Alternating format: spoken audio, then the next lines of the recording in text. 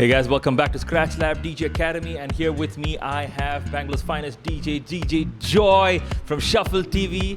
Guys, I've performed with him several times, a good buddy of mine. Joy, say hi to our YouTube subscribers. Hi everyone, this is DJ Joy, and we have a lot of chit chat on the tips and tricks on the music and DJing.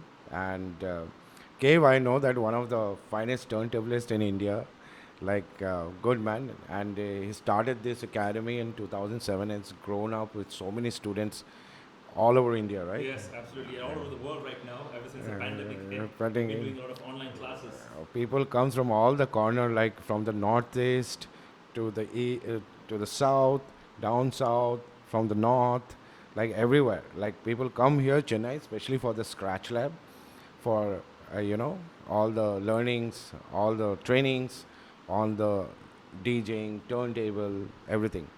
Yeah. So great to see, man. Pleasure to see you, Joy. And so what we want to go do right now is jump right into the topics. So what we want to tell our students, so especially beginners and intermediates, so they want to know, we were having a discussion. So that was about techniques, tips and tricks. But then, Joy pointed out an interesting fact saying that, more than the technical stuff that we focus on, on a controller or a DJ console, what matters most is the music, because in the end, it all comes down to the music. It's the most important thing for a DJ to have, because ultimately we are there. What is a DJ? He is to play music to entertain an audience. This audience could be a standing audience, a seated audience, or a dancing audience. But you gotta play the music. And speaking of which, music. Joy, what do you have to say for this? Most importantly, I see a lot of youngsters right now, because first of all, all gadgets are very fascinating. Yeah. Okay, and it's very tempting. Like anybody, if non-DJ also see that, okay, something. So they think that it's something as a rocket science. Okay, if I learn these techniques, I'll be DJ. That's not at all is a moment of truth. Moment of truth is that for every DJ, they have to play good music according to the mood, according to the time, and bang on would be the DJ set would be bang on the how you use the timing on the right on point. You are going to drop those mixes. So most importantly, DJs for me is the first thing is the what set they play, irrespective any genre, either Bollywood, hip hop, EDM, deep house, Afro, but set has to be very energetic and it should not be boring. But nowadays I see that because a lot of DJs are too much into tips and tricks, while they're doing the music. Creativity is always good. First basic thing is that get your music right, then get into the creativity 100%. To present your set. 100%. Improv, yeah. Yeah, so, speaking of which, Joy happens to be one of the biggest programmers based out in Bangalore city, but he also programs for Chennai, Tamil Nadu, and for the nightlife community, for various venues, and for a chain of venues that are established all around the country. So what I'm trying to say here is that, say, for example, if you are an aspiring DJ and you want to come up and you want to get into the club industry or the nightlife industry, then definitely you're gonna hear his name or you're gonna meet him someday. And then based on which you might wonder what kind of music, like definitely it's the music that you say, but what kind of music is actually in demand? Let's go down to the details, okay? Because the other day when Joy and I were performing last month for his Shuffle TV with Joy, another student of mine from Scratch Time actually was there, and you gave him a piece of advice which were absolutely like golden nuggets for him, which he took back. Now he tells me it is so useful, and the guy has got a placement here in Chennai already because of that. And I remember you telling him about, do you have retro? Do you mentioned that, because all everybody does is that they go just download, no offense, but even I like remixes, but they just go download like 100 zillion remixes. And it's so hardly even recognizable to even DJs like us who've been in the game. And honestly, guys, it's, remixes, you have to be tasteful when you're selecting your remixes that you want to play out. And all you have is like just electro house and just low quality YouTube rips that you have. So please tell us about, right now, say for example, if you are going to take up a junior DJ as an intern, or you're going to hire him, what are the genres that you're looking for right now? Why those genres? And then what are the other set of things that you're looking for? See, I have a different set of clients that venue that I have managed. The main venue that I manage is Watson's, and Watson's is all about easygoing music, throwback to new commercial. So generally, that I look at that whoever DJ come for their job, like wanted to get a residency with us, I look at that what kind of music taste that particular person has, then the technical skill. Right, yeah. So if I onboard any DJ, I just ask them to okay, get me 15 songs name of different genre, like rock, retro, hip hop, new school, and Afro or urban. That I just want to see that what kind of artists they listen to, and what kind of taste they have, because for every DJ it matters that what you like. Yeah. If you say, for example, genre is not a question over here. If I like Bollywood, I'll play Bollywood because I love Bollywood. I'll play Bollywood and I'll give the same happiness to them. Yeah. Because DJ actually, when they perform, they actually, or what I'll say, there's better way to say that, you are giving your attitude towards the crowd. Yeah. Like now, if you are if you say that good hip hop DJ, and with the attire, hip hop DJ generally with the attire, the taste of music, they say, and when they play low tempo hip hop, because they love hip hop so much, and they can give the same energy and vibe to the crowd, and crowd is vibing to it. Like there are point. Same with the different genre, like Anjuna Deep is one of the slowest house music, right, and very soothing. But people who love it, like there are a lot of artists, Ben Bomer and all. If you look at their set, that they're playing for 1 lakh amount of the crowd, like concerts, and playing slow tempo music like the whole 3 hours, because they enjoy so much and the same vibe they are giving. Like it's all matters that what's the taste of the music. That's very important. And for any DJ, like I give this assignment that okay, you have because I generally handle the venues which we do the commercial music, rock, retro. But basic that I ask any artist, like whoever comes for the DJ assignment, I just say that, do you listen to rock and retro? Reason is that earlier when all these producers, music director, they used to produce music in the analog, not on the software, right? So it has lot of sound, like on rock music there is a bass, there is a drum, there is a synth, right? All analog, and they practice, they rehearsal, and they come out, and that includes a lot of sound, right? Even for the retro music. And when it comes to electronic dance music, it is the application of all the sound over there. Like it has a drums, it has a synth, it has a bass. So same thing, rock and retro has it. So if anyone listen to the rock and retro,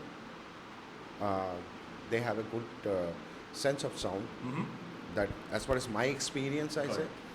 But the new kids, whoever coming changes, I cannot expect them to listen to the music from 70s and 80s because no point. But they can listen to the good commercial music, like which new releases. Like there are so many artists, new releases like pop music, Dua Lipa, then Sabrina Carpenter. Right, like then Mike Posner, Justin Timberlake. There are a lot of good producers and the singers are coming, and if you look at their releases, it's very funky, very popish, and it has a lot of sounds included. So that's so I expect instead of listening to the abrupt remixes, mashup, so they should listen to the original music. Nothing is very easy. Everybody has a Spotify. Everybody has a top 40, right? List. And those are the releases. Artists, producers, they have given their hard work. Because they given the hard work, that's the reason that all these tracks are viral. Right? Biggest 100%. Example is a Hanuman Kind. That you see the track is so catchy. But if you look at the production is so good, like segment wise, like they have created the tune that it get registered in them, right? So absolutely. So these are great stuff that you've mentioned. Because again, I'm a strong believer in even though I love going super technical with a lot of beat juggling and scratching, I do it only if I know at least 50, at least 60% of my audience are ready for that. Otherwise, I would never force it on because otherwise it just becomes they're not ready for it. They never expected that, because otherwise too much of tone plays, word plays, mashups, beat juggling, scratching would sort of deviate. I feel it's being simple as possible. Sometimes it's so powerful. Sometimes I get amazing responses even when I don't scratch, when I'm just doing basic transitions. But my track selection is tight. If it's tight and if my miking is good, it's more than enough. And sometimes the less is more. Yeah. So what are your thoughts on creative DJing in a lot of venues happening today?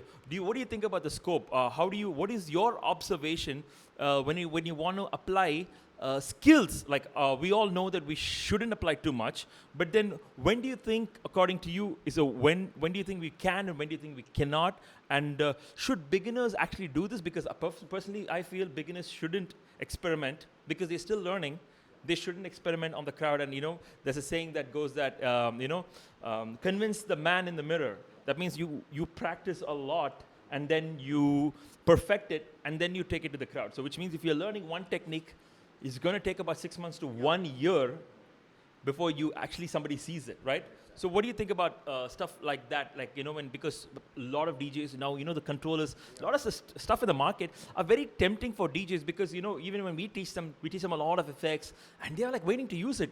And when they get an opportunity, they use a lot of effects, And I tell them, like, if you observe a lot of good DJs, they use less effects, too much of less filter. Yeah. So what do you think about the flow? And can you tell us what do you feel about using visuals? I feel visuals are powerful. Yeah. And also let us know where you collect. Rather than saying collect, which video pool and which audio pool would you right now recommend for people who are getting into DJing and who want to upgrade from YouTube rips, because we don't want to use YouTube rips for long. So most importantly, for all the newcomer and upcoming DJs who will be joining and taking it as a serious career, first important thing is that download your music from the right side. Okay, they should look at the sound quality of that particular track. So generally BPM Supreme, DMS is best. That is a direct music service, but it's for the upcoming DJ is quite expensive. But DJ from the upcoming who can afford, it's always an investment. Download the right music, good quality music is always an investment. Okay, and pen drives or your hard drive where you store your music, that is a kind of your asset for the lifetime. So that we are collecting their flash drive or you burn CD, so these are your asset, and where you can download and save your all the right quality music. So for the initial DJs, I'll tell you that good quality sound is a BPM Supreme. If you're doing only MP3. Now if you're house DJ or you want to get into Afro house, there are certain DJs that there are two category of DJs. One category of DJs is that listen bro, I want to play in the club, and those and initially first when you go as a DJ, then you choose your genre. You never know which way you are going and what directions it will take. Later people become house DJ, commercial DJ, hip hop DJ, Bollywood DJ. That's always come later. When you go as a newcomer, then you don't decide on the genre because you never know that which club you are getting into, what kind of events you get into, right? So that time you don't do. That time you need to have an open mind to play anything and everything which is required by the client. Then you decide that what you want in your life as a DJ, that what kind of music you are going to choose and what genre you are going to choose. See, as a DJ, I'm a commercial DJ, hardcore hip hop commercial DJ, right? Or hardcore club DJ. I love it. But my favorite genre is always a house and rock music. right? Yeah. So my set includes like commercial also. I play a lot of house remixes, and I always implement the rock music. You heard my set. I Yeah. always implement the rock Yes. music in between the set. Yeah. Like yeah. So that comes later. But Yeah. initially, to set yourself in the industry, Yeah. you have to listen to the crowd. Yeah. You have to listen to the venue owners. Yes. You have to listen to the venue managers. You have to listen to the promoter because they are pulling the crowd, Yes. and you have to play according to them. Play according to them Yeah. because that will actually get you into the comfort, and that time you get to know your crowd and you're building up. First of all, it's a process. Growth is always a process. Yeah. Okay, Yeah. believe in that process, Yes. and if you look at any DJ which is in the top in a top position right now, I won't talk about the out of India DJs. I'll talk about the Indian DJs right now. Like who are you can see that all these names are floating and national level. If you see their career has not jumped within 2 or 3 years. They understood the process. They given a time to the process. Minimum every DJ took minimum 10 years to get their name. Yeah. So get ready for that 10-year struggle. And this, if you're passionate about it, you're gonna love that struggle. Yes. First, the struggling is also you need to, Absolutely. yeah, you need to ready for it. You have to love it. Yes. That's very important for all the DJs. Absolutely. And musically, as I said, that initially go with a blank mind and you have to play because you never know which venue you're going to be placed, what kind of opportunity, and always remember your first opportunity that you got. Now, as you asked that about the skill, Yeah.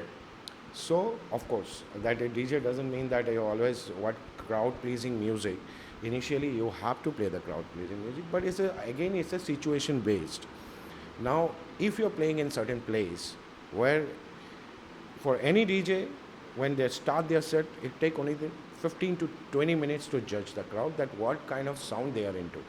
Yeah. That is for me from the initial. If you so use that 15 to 20 minutes to judge that what kind of sound they are liking. Now, if you think that the crowd is something that they like only cheesy music, in that crowd there is no point to showing your skill. You have to give whatever the crowd wants it, right? But there are certain plays wherein guest and the crowd is more musically sound and knowledgeable than the DJ. Yeah. They listen to there are certain community. They are not DJ, but they listen to very good music and they know more than the DJs in terms of they don't know the technical terms, but they know good music. Like they want the funk. For those crowd, that time DJ has to show their skill. Amazing. Yeah. So That time I won't say that play Gangnam Style. Yeah. Don't play any cheesy Yes. music, which is not required. Correct. See, because certain track like Gangnam Style, Brazil by Benga Boys, Yeah. these are the savior Yes. track. Like Yeah. if nobody understood the music or whatever you're playing, these are the savior track, right? But for the intellectual community, it's not required. So that time you please don't drop. Yeah. Like play your music, Yeah. that sound that you love. Yeah. The people will take it because Yeah. they're in open-minded. Oh, we came to pub and listened to good music. Yeah. So that is very important. That process is very important for any DJ. Yeah. Like whether you are a Bollywood DJ, you are a house DJ, for the Bollywood DJ also there are a lot of genre like amazing like throwback music, 2000s, Indian era. Like I see that some DJs are dropping those and creating a vibe like it's so magical. Not only the remixes and all. So good. Amazing. Joy, there was a lot of information right there, guys. I hope you would have loved the whole podcast that Joy had to share with you guys, all the knowledge. Write down in the comments below, and I'm going to share this video to Joy, and so he can answer all your comments in the comment section. So it's question time right now. So just drop your comments, and if you like this video, like, share, and subscribe. Scratch Lab DJ Academy. I'm DJ Cave signing out, and this is DJ Joy. Peace. Please follow Scratch Lab, okay, Instagram, YouTube. Please subscribe. There are a lot of education videos are coming, okay. Please subscribe that, and it is very knowledgeable space. So for any tips and tricks, and as I say, the Scratch Lab is one of the finest DJ academy in India right now. You Google it, you ask anyone, there's the thing.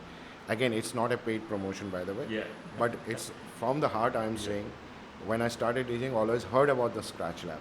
That okay, Chennai, one space is there. People are coming from all over India, man. Yeah. Like, and they produce a great DJ, man. Like DJ Prithvi, Bangalore, 6-Bit. Yeah. Then from the northeast, DJ Bomb. Yes. Yeah, right. So many good DJs like this, like DJ B.O.B. DJ B.O.B. So many DJs. Like great. Thank you so much for coming in for the podcast.